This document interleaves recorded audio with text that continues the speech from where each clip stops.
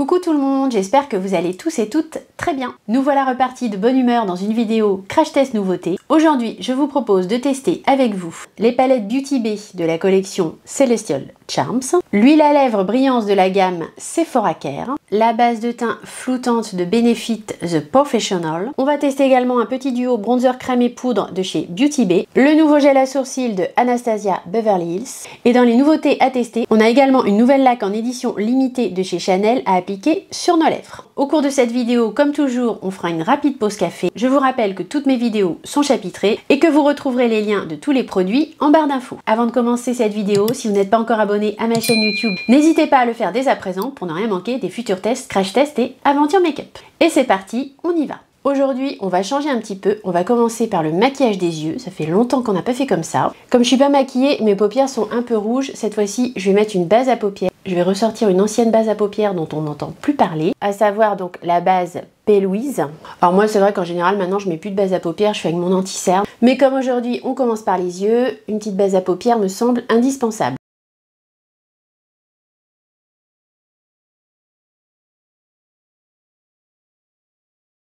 Ça faisait un petit moment que j'avais pas appliqué cette base, mais écoutez, je trouve qu'elle fait vraiment bien le job. Je pense que je vais la laisser sortie pour m'en resservir prochainement. Je vous mettrai comme d'habitude toutes les références en barre d'infos et j'irai voir où est-ce qu'on peut la trouver. Pour les yeux, aujourd'hui, on va partir sur la palette Celestial Charms de Beauty Bay, ainsi que sur la Mini Charms de la même collection. J'ai hésité aujourd'hui avec la nouvelle palette de Make Up by Mario, mais finalement, devant la beauté de cette palette, j'ai eu envie de la tester ce matin. Donc cette palette, je vous l'ai pas présentée dans un haul, c'est la palette Celestial Charms, comme je vous disais, de la marque Beauty Bay, donc que j'ai acheté chez Beauty Bay. Il y a 20 fards à paupières à l'intérieur et en prix plein, elle est vendue 19 €. Et dans la même collection, donc ils ont sorti celle-ci qu'ils appellent la Mini Charms, qui est comme vous le voyez une petite palette de 9 fards à paupières avec que des scintillants lumineux topper. Et celle-ci donc, elle était à 12 €. Alors, comme vous voyez dans cette palette, je sais pas s'il y a tellement de fards de transition. Il y a plein de fards mat avec lesquels vous pouvez faire votre creux de paupière. Les fards mat, ils sont quand même très foncés. Donc je sais pas, je vais peut-être quand même sortir une autre palette. En tout cas, pour commencer, je vais poudrer ma paupière mobile avec le beige ici.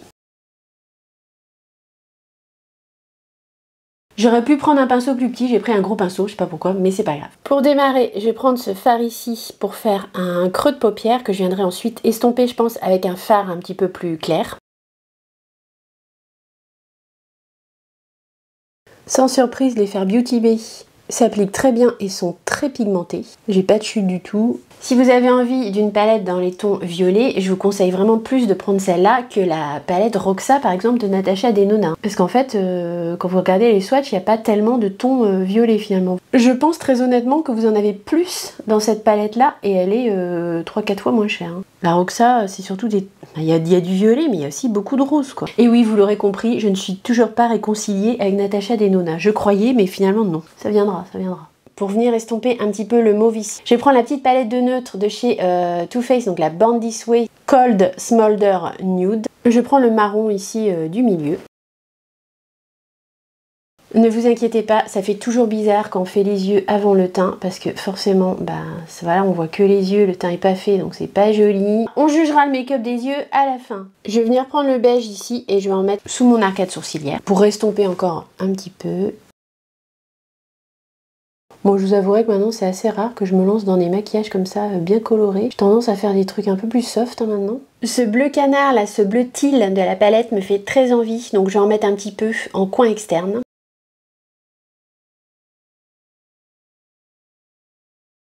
Je reviens un peu estomper avec mon pinceau où il y avait le prune.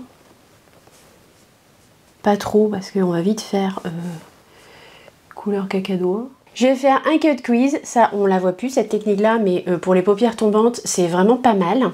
Je prends un anti-cerne, en gros un anti-cerne qui est un peu trop clair et que je mets pas souvent. Ça vous me l'avez vu faire pas mal de fois je pense quand même en vidéo. Un petit pinceau plat, je vais en mettre en ras de cils inférieur ici. Je lève les yeux, normalement ça fait une petite marque. Je sais pas si vous la voyez, mais j'ai une petite marque sur ma paupière supérieure. Et en toute logique, donc pour faire un cut crease, on vient faire un triangle en fait, entre la marque du bas, la marque du haut et le coin interne. Alors faut pas... Ouais, j'en ai mis un peu beaucoup. Faut pas mettre trop d'anti-cerne, parce que sinon ça vous fait de la matière forcément. Évidemment, au niveau de la construction du maquillage, c'est très bizarre. Mais après, en général, ça rend pas mal. Je vais restomper tout de suite la zone entre mon fard à paupières ici, en coin externe, et l'anti-cerne. Qui est une démarcation importante, en fait, si vous voulez. Pour que ça soit un peu fondu tout de suite. Et je vais venir remplir, bien sûr, l'endroit où j'ai mis l'anti-cerne avec cette couleur ici, qui est un lavande un peu bleuté, qui me fait de l'œil dans la palette. C'est marrant parce que dans le panier, il est lavande quand je le regarde et quand je le prélève sur mon pinceau, bah, ça fait tout bleu comme ça. Donc je sais pas trop ce que ça va donner sur l'œil. Ah, c'est plus bleu que lavande. Ah, il faut bien écraser les pigments. Il faut un peu chauffer la matière en fait pour que bah, les pigments ils se mélangent en fait. Sinon c'est plus du bleu qui ressort que du lavande. Sur ma main, ça donne cette couleur-là en fait. Et quand je l'applique au pinceau, bah vraiment c'est très bleu. Du coup, je vais aller dans la Mini Charms et je vais prendre la couleur qui apparaît lavande ici. J'espère que celle-ci va pas être bleue, parce que j'ai pas envie de mettre du bleu dans mon coin interne. Le bleu pâle sur mes yeux, c'est une catastrophe, je déteste ça. Là aujourd'hui, on a un maquillage coloré sur les yeux. Hein.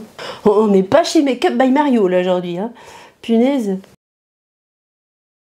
Je vais quand même rajouter un tout petit peu d'une couleur claire en coin interne pour éclaircir un peu mon regard, parce que je trouve que c'est quand même... C'est pas sombre, mais limite quoi. Je repars sur la grande palette et je prends ce fard champagne, qui m'a l'air champagne en tout cas. J'ai même pas swatché la palette, mais je fais plus mon boulot du tout. Hein. J'ai même pas swatché la palette, mais même pour moi, je l'ai même pas swatché.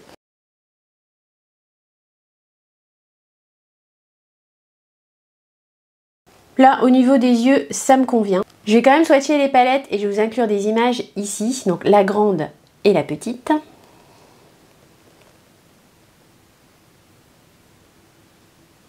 Au niveau du maquillage des yeux, pour l'instant, on va s'arrêter là. On fera le ras de cils inférieur quand on aura fait le teint. Pour la base de teint, je vais appliquer celle de chez Benefit The Porefessional. C'est une nouvelle base de teint qu'ils ont sortie. Je ne l'ai pas en full size, on va la tester en échantillon. Je vous remets le visuel du full size ici pour information. Au niveau de la texture, ça fait un peu comme une crème hydratante, j'ai envie de dire.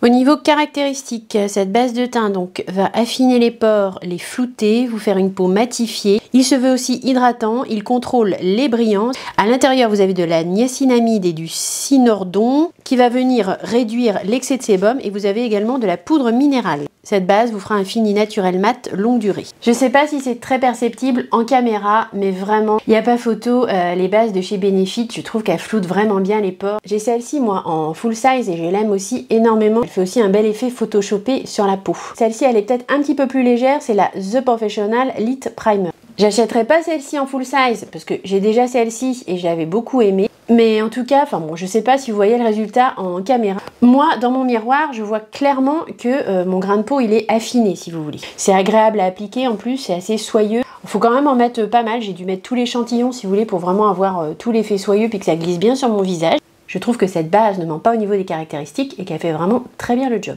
Bien sûr, on va venir ajouter un fond de teint sur la base. Aujourd'hui, on va repartir sur le Easy Blur de Huda Beauty. J'ai pas d'autres nouveautés à tester pour l'instant. Je suis allée dans mon Sephora samedi, mais il n'y avait pas non plus de nouveautés fond de teint. Au niveau de la sortie des nouveautés, en ce moment, je sais pas vous, mais moi j'ai l'impression que c'est un petit peu l'accalmie avant Noël. On va donc retester le Easy Blur de Huda Beauty. J'ai deux teintes maintenant que je vais mélanger, la 110N et la 220N. Je viens faire un petit mélange dans une petite coupelle en céramique et puis je mélange avec un coton-tige. Je sais pas si c'est très protocolaire, mais c'est pas grave.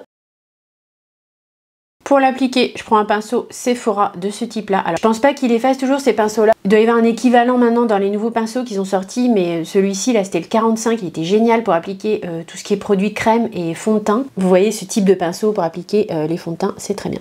Au niveau des caractéristiques de ce fond de teint, on en a déjà parlé mais je vous les relis quand même. Il se veut ultra fluide, léger, lissant. Il a un fini naturel et aérien, sa couvrance est moyenne à modulable. L'application est facile, imperceptible, ne laissera pas de traces et semblable à un sérum. À l'intérieur, vous avez de la niacinamide et de la silice. Il se veut floutant pour un fini filtré. Je me suis transformée en Casper le fantôme. Je sais pas si vous avez vu. De toute évidence, la teinte 110N, elle est très très claire. J'en ai mis un peu trop dans mon mélange. C'est-à-dire que j'aurais dû mettre un peu plus de 220N et un peu moins de 110N. C'est pas grave. On viendra réchauffer le teint de toute façon avec le reste du make-up. Je pense que ça va aller. Mais c'est vrai que là, je suis un peu palote. C'est une petite erreur de dosage au niveau du mélange. Aujourd'hui, j'ai décidé de mettre d'un côté les produits crème et de l'autre côté les produits poudre. Pour les produits crème, on va commencer par le bronzer de chez Beauty Bay. Donc ça, je l'ai acheté il y a pas très longtemps. Je sais pas si c'est vraiment nouveau. Ici, on va être sur la teinte Fudge. J'ai pris le duo Fun and Fudge. Donc il y a un bronzer poudre et un bronzer crème. J'ai payé le duo 16,40 €. On va l'appliquer de ce côté. La teinte est assez chaude quand même. Au niveau caractéristique de ce bronzer en crème, il se veut avoir un fini flouté et satiné. Il est ultra pigmenté, léger et onctueux. J'aime bien le rendu, je le trouve très naturel, ça se travaille très bien, c'est très modulable. Donc là c'est la teinte Fudge, bon c'est un petit peu trop jaune pour moi si vous voulez, dans l'idéal j'aime les teintes un peu plus froides entre guillemets. Peut-être un peu plus foncées et un peu plus froides, là je trouve que c'est un peu trop marron jaune mais ça va quand même, ça fonctionne quand même, ça me choque pas. J'aime bien le rendu. C'est facile à appliquer. Je pense qu'en hiver, ça peut fonctionner. Pour l'highlighter liquide, aujourd'hui, on va repartir sur l'Aqua Highlighter de Armani que j'ai en teinte 03, qu'on a testé qu'une fois, il me semble, en vidéo. Niveau caractéristiques, son fondu se veut naturel. Il a un glow multidimensionnel. Il est à l'intérieur de la niacinamide. Il est sans effet blanc. C'est un fluide illuminateur nacré. J'avais beaucoup aimé dès la première application cet highlighter liquide de chez Armani et je le trouve toujours aussi beau, c'est un sans faute. La formulation est d'une finesse vraiment incroyable, ça marque pas du tout les pores de la peau. La teinte 03 là je la trouve mais vraiment parfaite. C'est le sauton de votre peau quoi en fait, je sais pas comment vous expliquer. Ça vient pas du tout jurer avec la carnation, ça va dépendre des carnations, il faut choisir par rapport à votre carnation. Mais en ce qui me concerne, la teinte 03 je la trouve vraiment parfaite. Il n'y a pas de sous-ton très marqué rosé, ni très doré, ni je sais pas, ça, je sais pas comment expliquer ça. C'est un fondu parfait si vous voulez au niveau de la teinte. Cet highlighter là il est vraiment mais trop beau. Je le trouve vraiment très beau. Pour le blush, bah cette fois-ci, comme on l'a pas fait dans la dernière vidéo, on va partir sur un Make Me Blush de... Le nom français c'est Yves Saint Laurent, le nom anglais c'est pas YCL. Hein. Alors YCL, effectivement, comme une de vous m'a fait remarquer, mais YCL, je sais pas pourquoi elle dit YCL, c'est pas du tout YCL. À la rigueur en anglais c'est Y... c'est YS... C'est Y... Merde. Je suis paumée, pourtant l'anglais normalement je maîtrise à peu près, mais non bah YSL, enfin bref, bon, bref, vous aurez compris, on va appliquer un Make Me Blush de chez Yves Saint Laurent. Comme je voulais mélanger deux teintes, et il faudrait que ça aille quand même à peu près avec mon maquillage des yeux, du coup il me paraît judicieux aujourd'hui de mélanger ces deux teintes, donc la 44 ici qui est Nude Lavalière, si je dis pas de bêtises, et la 69 ici qui est Lavender Lust, je crois au niveau du nom. En tout cas c'est 44 et 69 au niveau du mélange que je vais faire aujourd'hui. Je crois que je vais me risquer à faire carrément un petit point de chaque sur ma joue. C'est un peu risqué parce que c'est très pigmenté et il faut quand même les travailler assez vite, donc je vais faire une joue après l'autre.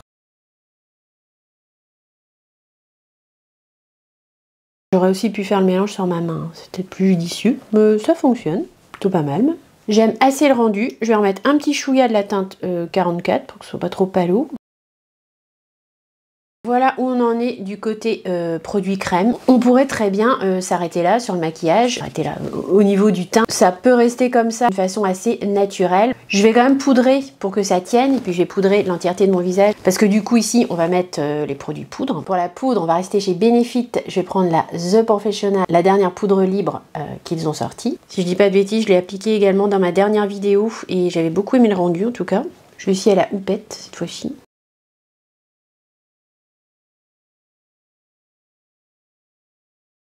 Côté crème, voilà ce que ça donne pour l'instant. C'est assez léger, assez naturel. Par rapport au côté où j'ai rien, on voit que mon visage a quand même repris un petit peu forme ici. On passe maintenant au côté poudre. Je vais donc appliquer le bronzer poudre du duo de chez Beauty Bay. Ici, ça va être la teinte Faune. C'est assez foncé quand même dans le pan. Hein. On va voir ce que ça donne.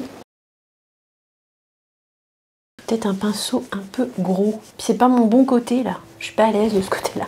Au niveau caractéristique, ils indiquent qu'il est ultra estompable, floutant et matifiant. J'étais en train de me dire que ça glissait pas tellement, mais oui, j'ai pas poudré ce côté-là de mon visage, forcément. Vous me dites rien, vous non plus. Bon, tant pis, je vais venir poudrer par-dessus. Je fais des bêtises. Ça se peut que vous entendiez un bruit de tronçonneuse, enfin pas de tronçonneuse, mais d'élagage, je sais pas, il y en a un qui a décidé de faire ça aujourd'hui.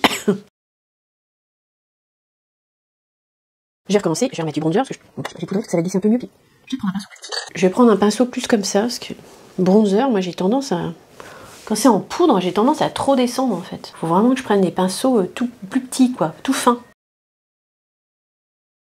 Alors, ultra estompable, bof, j'ai mieux hein, en bronzer estompable, je suis pas complètement d'accord. La teinte elle est assez chaude quoi, c'est pas trop le type de teinte de bronzer que j'aime. Ça fait vite sale en fait, ce type de teinte sur mon visage, ça va pas trop. Je suis pas convaincue à 200% dirons-nous. Il a vraiment décidé de m'enquiquiner aujourd'hui le gars, il est en train de faire, de tailler je sais pas quoi. Alors vous allez entendre un peu, bon tant pis, on continue quand même, hein, parce que je sais pas combien de temps ça va durer.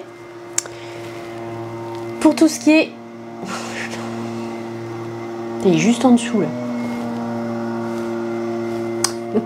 Pour tout ce qui est produit poudre, je vais revenir sur la palette de teint Filtre Pastel de Arnaud Sol Dourdin. Je vais mettre la lighter et je vais mettre le blush.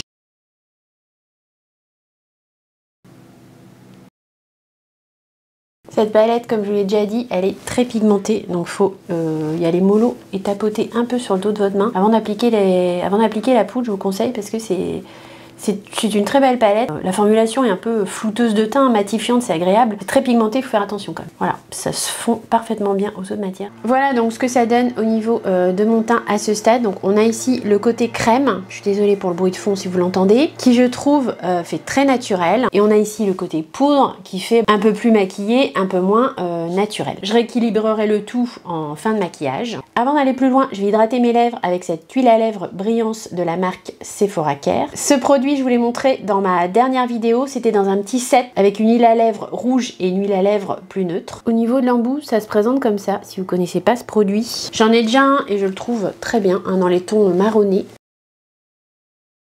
Par contre, l'odeur des produits lèvres Sephora, je sais pas vous si ça vous fait ça aussi, mais moi j'aime pas du tout. Je trouve que leur rouge à lèvres en raisin, et puis je vois que l'huile à lèvres c'est la même chose, ça sent, je sais pas, ça sent un peu comme le vin en fait, je sais pas comment vous expliquer, mais j'aime pas l'odeur. C'est pas grave, c'est pas non plus ultra gênant, mais c'est pas très agréable. Voilà ce que ça donne au niveau de l'huile à lèvres un peu mauve. Il y a des petits reflets légèrement lavande dans ce produit, c'est plutôt joli. C'est très agréable en tout cas à porter sur les lèvres. Je vais pouvoir enlever mes barrettes. On va maintenant tester le nouveau gel à sourcils de Anastasia Beverly Hills. Il s'agit du Volumizing Tinted Brow Gel. Moi j'ai voulu prendre une teinte grise, je l'ai pris sur le site de Beauty Bay. J'ai pas pris le format voyage parce que dans le format voyage vous n'avez pas toutes les teintes et moi je voulais quand même une teinte assez grise. J'ai pris la teinte granite, j'espère que ça va pas être trop foncé. Sur le site de Beauty Bay il y a 9 teintes de ce produit, il est vendu 31,50 €. Au niveau du goupillon c'est très particulier, il y a une partie plus longue que l'autre en fait, vous voyez. Au niveau des caractéristiques de ce gel à sourcils, c'est un gel teinté sourcils volumisant, il se veut léger et modulable. La formule est lisse, semblable à une mousse. Le volume aura un fini naturel et longue tenue. C'est super foncé. Bon. Alors la teinte graphite, ouais, c'est super foncé. Je vais estomper tout de suite parce que sinon ça va être très moche. Franchement, c'est top. C'est vraiment très bien au niveau de l'application. Ça vient effectivement donner du volume. Ça vient galber les sourcils, gainer les sourcils. Je sais pas comment vous dire, mais ça fonctionne bien. Par contre, la teinte graphite, là, c'est super foncé, quoi. Je pensais que ça allait être un gris plus clair que ça. Je sais même pas si je vais pouvoir l'utiliser, en fait. Parce que même en estompant, je suis un peu dégoûtée, là, parce que je trouve que le produit est vraiment top. Bon, je vais estomper encore un peu plus. Bon, du coup, j'aurai plus de produit si j'estompe tout. Faudrait que j'essaye d'en mettre moins, en fait. Là, c'était un crash test, hein. C'était ma première application. Le rendu est vraiment joli. Je trouve que c'est assez facile à travailler. Mais alors, attention à la teinte, quoi. C'est rapide à faire, c'est facile à faire et je trouve que le rendu est assez naturel si on a la bonne teinte. Hors caméra, je mets un peu d'anti-cerne, je fais mon ras de cils inférieur et on va poser le mascara. Pour le mascara, on va appliquer aujourd'hui le Climax. Alors, pourquoi le Climax? Tout simplement parce que je l'ai eu avec mes 1000 points. Vous savez, quand vous avez la carte Sephora Gold, chez Sephora, tous les 1000 points, vous avez potentiellement un cadeau. Vous pouvez faire un choix entre plusieurs cadeaux. Donc là, c'était encore le même choix que la dernière fois. J'atteins 1000 points assez régulièrement, on va dire. Donc j'ai des cadeaux assez régulièrement. J'avais déjà pris le contour des yeux de Drunk Elephant, j'aurais pu le reprendre hein, parce que c'est un super produit. Il y avait un beau rouge à lèvres aussi Nars, j'aurais pu prendre le rouge à lèvres. Et comme j'avais pas vraiment de nouveau mascara à tester avec vous, je me suis dit tiens, je vais reprendre le Climax. Alors, c'est pas une nouveauté. Et une fois que je l'ai pris dans la voiture, quand j'ai déballé le paquet, je me suis dit ah mais oui, je l'ai déjà testé en échantillon. J'avais complètement oublié que je l'avais testé en format voyage et que je l'avais littéralement détesté. Et bon, on va voir. Peut-être que le format full size est différent du format voyage. En tout cas, j'ai quelques appréhensions à l'application de ce mascara. Mais en fait, je me souviens que la brosse me faisait mal en fait. Alors, je sais pas trop pourquoi, c'est bizarre. On va retester, c'est pas grave. C'est un beau mascara, hein. Il se présente comme ceci. Au niveau de la brosse, c'est une brosse classique, assez épaisse. Au niveau de ses caractéristiques, la brosse a un effet volume russe. Je sais pas trop ce que c'est, volume russe. C'est une brosse au poil texturé qui gaine et hydrate les cils. Ce mascara est censé vous faire des yeux de biche, sans paquet et sans bavure. Au niveau du rendu, c'est quand même pas mal. Vous voyez, l'œil avec, l'œil sans, c'est pas la même.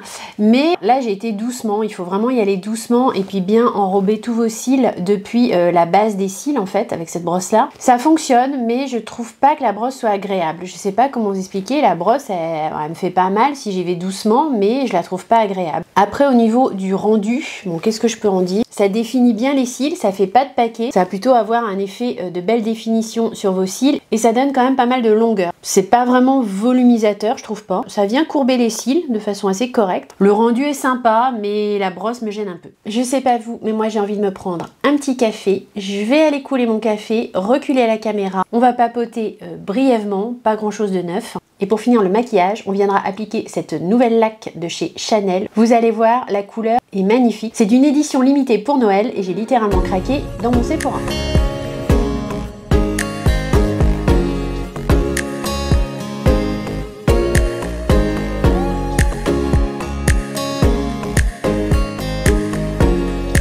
Petit café coulé. Dans ma dernière vidéo, c'était pas la grosse patate, hein, mais ça va mieux là. Mes angoisses se sont un peu apaisées. J'ai été consultée, puis j'ai fait une prise de sang, on verra bien. Mais c'est surtout fonctionnel, il faut vraiment que je m'attelle à faire un régime, hein, tout simplement. Enfin, moins manger, manger plus équilibré, ça c'est sûr. Et à faire plus de marche en fait, voilà, à me forcer vraiment, même quand il fait pas beau, à aller marcher. À faire un peu d'activité, à faire plus d'activité physique quoi. Déjà en faisant ça, je pense que je vais voir une amélioration. Tant physique que psychologique, on est d'accord. Et en tout cas, je vous remercie beaucoup pour votre soutien et vos commentaires. Ça m'a fait vraiment très plaisir, ça m'a fait chaud au cœur. Et ça m'a un peu remonté le moral et de voir aussi que j'étais loin d'être seule à avoir ce genre de problème. Et si vous me suivez pas sur Insta, bon, je poste pas des tonnes de trucs, mais de temps en temps, je mets des petites stories, des petites infos. Je vous mets mon Insta juste ici, vous l'avez aussi en barre d'infos. C'est Mathilde Makeup 21. Sinon, quoi de neuf? Pas grand chose de neuf en fait, hein. Là on rentre clairement dans l'automne, on a changé d'heure et tout. Je déteste ce changement d'heure, j'aime pas du tout dans ce sens-là. Autant dans l'autre sens j'aime bien parce qu'il fait nuit plus tard, les jours rallongent, c'est l'entrée dans l'été, etc. Mais alors ce changement d'heure là, je pense qu'on est beaucoup dans ce cas là, ça vous plonge direct dans l'automne-hiver. À 6 h il fait nuit, moi j'aime pas, franchement j'aime pas du tout. Et puis le matin, oui le matin il fait plus jour, mais je sais pas, ça me dérange aussi. L'impression de courir après le temps, enfin de pas être en accord avec le temps qu'il fait, je sais pas, c'est bizarre, mais j'aime pas. Par rapport à YouTube, j'ai pas grand chose à vous dire. En ce moment, il n'y a pas beaucoup de sorties de nouveautés, donc j'ai pas des tonnes de tests en vue à faire. La prochaine vidéo, je sais pas si ce sera un test ou si ce sera peut-être un haul anti-haul. J'ai plein de produits terminés aussi à faire. Je sais que certaines d'entre vous aiment bien, mais je sais que tout le monde n'aime pas, donc bon, je sais très bien que si je fais une vidéo produit terminé, ça va être moyennement suivi, donc du coup je suis moyennement motivée. Je sais pas, peut-être un haul anti-haul, puis qu'on voit un peu les sorties là qui vont arriver pour Noël. Et en ce moment, il n'y a pas, je trouve qu'en ce moment il n'y a pas grand chose au niveau des sorties. Notamment au niveau du teint, fond de teint, tout ça. On a récemment pas eu de sortie. Alors si, on a récemment... alors, tout est relatif, hein. Les nouveautés, il y en a tout le temps, mais on est tellement habitué, si vous voulez, presque à avoir des nouveautés toutes les semaines, que quand il n'y en a pas, on se dit tiens, il n'y a pas de nouveautés en ce moment. Faut que je retrouve un peu de motivation. Peut-être que je fasse un peu, que je varie un peu, que je fasse pas que des crash test make-up, mais bon, j'adore ça et je pense que vous aussi, vous aimez bien les crash test make-up. Vous aimez bien qu'on teste ensemble les nouveautés, c'est ce qui marche le mieux, je crois, et je pense que c'est ce que je préfère faire aussi. Après, les hauls, anti-hauls, c'est sympa aussi. Rangement make-up. Mon make-up, c'est bien aussi, mais là, dans l'immédiat, il n'y a rien de nouveau, donc j'ai rien fait de nouveau en rangement, donc ça va pas être très judicieux. Je sais pas, il y a des phases comme ça où c'est pas qu'on manque d'inspiration, mais on se dit ouais, c'est toujours un peu pareil. J'en ai un peu marre de faire tout le temps la même chose. Est-ce que je devrais pas arrêter, patin couffin, voilà. Je me pose la question régulièrement, hein, je me redis encore de temps en temps, est-ce que tout ceci est bien raisonnable en termes de dépenses d'argent et de temps? Mais bon. On lâche pas une passion comme ça, hein. Et puis surtout, je vais pas vous lâcher comme ça, c'est pas possible. En parlant de ça, j'ai vu la dernière vidéo de Catherine Béra, la dame mature, je pense que vous êtes aussi pas mal à la suivre. Sa vidéo, elle disait qu'elle avait un code promo de 20% quasiment sur tous les produits sur Cult Beauty. Je pense que c'est pas mal intéressant, hein, parce que sur Cult Beauty, il y a quand même pas mal de marques effectivement qu'il y a chez Sephora. Des marques points rouges sur lesquelles on n'a pas les moins 25%, et là avec le code de Catherine, je sais pas que je parle d'elle, hein, je pourrais vous remettre sa vidéo en barre d'infos, mais un code de 20% sur Cult Beauty, et je me suis dit tiens ça peut être pas mal. Alors après, Cult Beauty, c'est un site, c'est en Angleterre, hein, si je dis pas de bêtises. Méfiance, est-ce qu'il n'y aurait pas des frais de douane? Alors, sur Beauty Bay, on n'a pas de frais de douane, mais voilà, est-ce que sur Cult Beauty, maintenant, il n'y aurait pas des frais de douane? Je pense pas, mais à vérifier. Voilà, bah sinon j'attends encore des petites boucles d'oreilles de Ketchup Fantasy. J'ai vrillé aussi là-dessus, j'ai une espèce d'addiction aux boucles d'oreilles de Danisha. Dès qu'elle sort une collection, à chaque fois je me dis oh non, ça me plaît pas, je vais pas les prendre et tout. J'en ai déjà plein. Chaque fois je fais le même scénario. Elle présente sa collection en vidéo et tout. Bon, je regarde la vidéo, oh, je me dis bon ouais c'est sympa, à chaque fois je me dis c'est sympa, mais bon je vais pas forcément craquer. Après je vais quand même voir les boucles d'oreilles de plus près sur le site et tout. Et je me fais un craquage. La dernière fois je me suis encore fait un craquage des familles quoi, mais quand je vous dis un craquage des familles, un craquage des familles. Heureusement que je vends des trucs sur Vinted quoi. J'ai pris 7 paires de boucles d'oreilles je crois. Alors certes il y a un code promo mais quand même. Hein. Je sais pas, on devient accro aux boucles d'oreilles de Danisha ou c'est comment ça marche? En parlant de ça, j'ai pas mis de boucles d'oreilles, on va finir le maquillage et on fera les conclusions. Aujourd'hui, on va tester ce produit que j'ai trouvé dans mon Sephora. Ce sont donc les rouges Allure Lac. Moi, j'ai pris la teinte 94 Crystal Pink. Ce sont des lacs à lèvres de chez Chanel, alors qui existent déjà, mais d'après ce que j'ai compris, ils ont sorti 2 teintes en édition limitée, un petit peu pour la période des fêtes. Une teinte beaucoup plus rouge et moins pailletée, et puis il y avait cette teinte-là, donc la Crystal Pink, sur laquelle j'ai flashé. C'est assez pailleté, moi je l'ai mis hier dans mon quotidien. Ça m'a pas choqué, mais c'est vrai que c'est quand même assez festif comme teinte. J'ai hésité entre ça et les rouges sequins de chez Dior. Il y avait la teinte 100 dans mon Sephora, j'ai failli prendre la teinte 100, mais la teinte 100 des rouges sequins de chez Dior, elle est assez neutre quand même, j'avais pas envie de reprendre un neutre. J'avais envie d'un truc un peu plus peps. Alors il y avait une teinte dans les rouges sequins, je crois que c'était la 353, je sais plus. Il y avait une teinte un peu rose avec des reflets argentés, si je dis pas de bêtises, qui me plaisait bien. Mais pas de bol, elle était pas en stock, donc je sais pas. Peut-être que je vais la prendre après, on verra. Pas sûr, parce qu'au prix où sont ces rouges à lèvres, que ce soit les Chanel ou les Dior, on est à plus de 50 €, ça fait mal quand même. Voilà comment ça se présente. Je vais vous montrer l'embout et je vais faire un swatch. C'est un petit embout classique de rouge à lèvres. Et voilà comment se présente la teinte 94. Je trouvais très jolie. C'est foncé mais pas trop. C'est plutôt pailleté argenté. Moi je crois que je préfère ça. Je préfère pailleté argenté que pailleté doré. Je vais enlever un peu le baume que j'ai sur les lèvres et je vais l'appliquer avec vous. Ça devrait aller assez bien avec le maquillage des yeux. La Sephora que je connais bien, elle voulait absolument me vendre le Dior Sequin. Je faisais la comparaison, si vous voulez, entre le Chanel et le Dior Sequin. Je voyais bien qu'elle voulait absolument me vendre ou me faire commander le Dior Sequin, qui était par ailleurs très joli. Mais je sais pas si vous savez, mais Dior comme Sephora, ça appartient à LVMH, c'est la même boîte. Et je sais très bien que dans les Sephora, ils ont toujours pour consigne de vendre plutôt du Dior que du Chanel. Ça, c'est clair et net. Dans les Sephora. Hein. Donc au bout d'un moment, je me suis demandé, mais pourquoi elle veut absolument à tout prix me vendre plus le Dior que le Chanel? Puis à un moment donné, j'ai tilté. Je me suis dit, tiens, je lui ai dit d'ailleurs, parce qu'on rigole toutes les deux, elle m'a dit, ah non, non. Elle m'a dit, non, non, je pensais pas à ça. Peut-être, effectivement, qu'elle pensait pas à ça, mais... Vous faites pas avoir chez Sephora, ils vont toujours plus vous conseiller du Dior que du Chanel. Mais chez Chanel, il y a aussi des trucs sympas. Hein. Je sais parce que quand j'ai fait mon stage là-bas, j'avais des challenges, c'était sur Dior, c'était jamais sur Chanel. Je me suis un peu gaufrée par contre, ça va pas du tout avec le maquillage des yeux. Je sais pas pourquoi je pensais que ça allait avec le maquillage des yeux, avec ce type de rouge à lèvres. Vaut mieux un maquillage un peu plus nude sur les yeux. Après on fait ce qu'on veut, ça va dépendre de votre carnation, mais vous voyez c'est quand même assez rose magenta quoi, donc ça me fait des lèvres quand même assez pigmentées. C'est pas mal, hein, c'est pas la cata non plus, hein, mais franchement je trouve que c'est très agréable à porter, il n'y a pas du tout d'effet collant, c'est très impactant. Je vous ai pas lu les caractéristiques, je vais vous les lire. Ils indiquent que c'est ultra confortable. Effectivement, c'est ultra confortable, ça colle pas du tout, on le sent pas sur les lèvres. Il y a un fini satiné, de la brillance et apparemment il y aurait quand même une haute tenue. Effectivement, quand je l'ai mis hier, j'ai trouvé que ça tenait pas mal. C'est une texture quand même un peu lac à lèvres, c'est un peu baume quand même. Il va falloir en remettre après avoir mangé, ça va pas tenir toute une journée. Mais quand même, il y a de la tenue, je trouve, sur les lèvres. Apparemment, ce produit, il existe en 20 teintes, mais là, au niveau de cette teinte-là, c'est une édition limitée pour Noël. On fait la conclusion maintenant uniquement sur les nouveautés testées dans la vidéo. J'ai testé donc aujourd'hui ces nouvelles palettes de la collection Celestial Charms.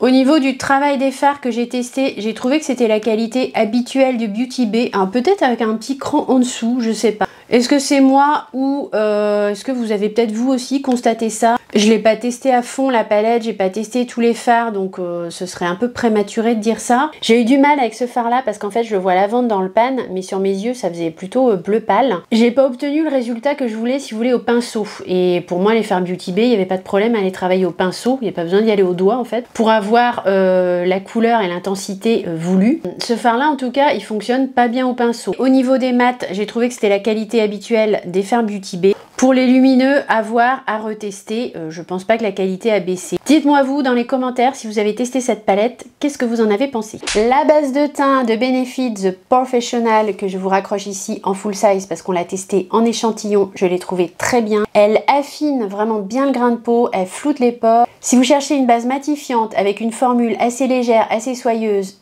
et en plus elle est un peu hydratante, je pense que cette base peut tout à fait vous convenir. Le bronzer crème Beauty Bay que j'ai testé en teinte Fudge, je l'ai trouvé bien, il s'estompe bien, il se module bien, j'ai pas fait de taches sur mon teint. C'est juste la couleur que je trouve un petit chouïa trop jaune, vous savez, un peu trop rouge, enfin c'est pas les sous-tons que je préfère dans les bronzers. Après au niveau de la formulation, j'ai trouvé que ça se travaillait bien, c'est modulable, c'est pas trop pigmenté. Ils disent ultra pigmenté, mais moi je trouve c'est pigmenté normalement et heureusement puisque du coup c'est modulable. Toujours de chez Beauty Bay, j'ai testé également le bronzer mais cette fois-ci en poudre avec la teinte Faune. Même constat, la teinte est un peu trop rouge, jaune je trouve sur ma carnation. J'ai trouvé qu'il s'appliquait bien mais qu'il n'était pas si aérien que ça. J'ai quand même dû venir un petit peu travailler la matière pour qu'elle s'étale vraiment bien sur ma joue. C'est vrai que j'avais oublié de poudrer mon teint avant donc ça a un peu faussé l'application. Mais pareil, dites-moi vous si vous avez testé les bronzers poudre de chez Beauty Bay, qu'est-ce que vous en avez pensé? Je trouve bien ce bronzer, mais je suis pas en extase. Le gel à sourcils de chez Anastasia Beverly Hills, je le trouve vraiment très bien. Ça vient vraiment donner du volume aux sourcils, c'est facile à appliquer, ça les gaine tout de suite, ça les fixe en même temps. Ça vient définir les sourcils, c'est très joli, c'est un peu multitâche en fait comme produit, comme gel. Par contre le bémol c'est que moi j'ai pris la teinte graphite, je voulais une teinte grise, mais alors graphite c'est presque noir en fait. Je me suis un peu plantée pour la teinte et je dois dire que c'est fort dommage parce que j'ai un petit coup de cœur pour ce produit, je trouve qu'il fait vraiment bien son taf. Si vous avez envie de craquer sur ce produit, faites attention, la teinte graphite elle est grise mais très foncée. Ma vidéo crash test est terminée, j'espère très sincèrement qu'elle vous aura plu, qu'elle aura pu vous être utile. Si tel est le cas, n'hésitez pas à me le faire savoir avec un petit like, un petit thumbs up. J'ai eu comme toujours beaucoup de plaisir à filmer cette vidéo pour vous. J'ai très hâte de vous retrouver pour papoter dans les commentaires ou sur Insta. Si c'est cette vidéo qui vous a fait connaître ma chaîne YouTube et que vous n'êtes pas encore abonné, je vous invite à le faire dès à présent. Ainsi vous ne manquerez rien des futures aventures make-up. En attendant de vous retrouver dans la prochaine vidéo, je vous fais de gros bisous et je vous dis à très vite. Bye!